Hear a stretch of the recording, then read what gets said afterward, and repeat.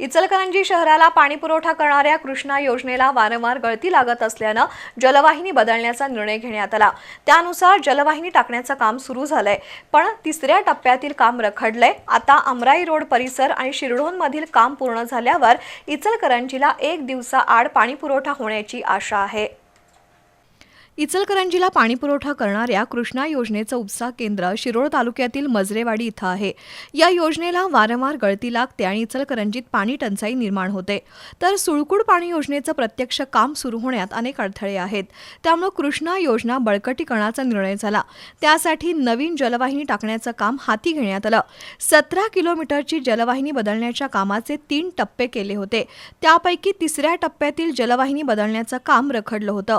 स्थानिक लोकप्रतिनिधींनी पाठपुरावा केल्यानंतर 432 मीटर अंतराच्या पाईप आल्या आहेत। त्यामुळे ठेकेदारानं इचलकरंजीतील अमराई रोड आणि शिरढोणकडून पाईपलाईन टाकण्याचं काम सुरू केलंय। महापौर उदय धातुंडे आणि उपमहापौर अनिल डाळ्या यांनी या कामाची पाहणी केली। महापौर धातुंडे यांनी काम वेगानं पूर्ण करावं अशी ठेकेदाराला सूचना केली।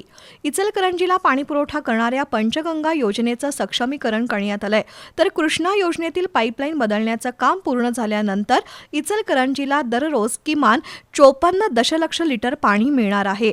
त्यामुळे इचलकरंजीचा पाणी प्रश्न मार्गी लागेल अशी आशा आहे।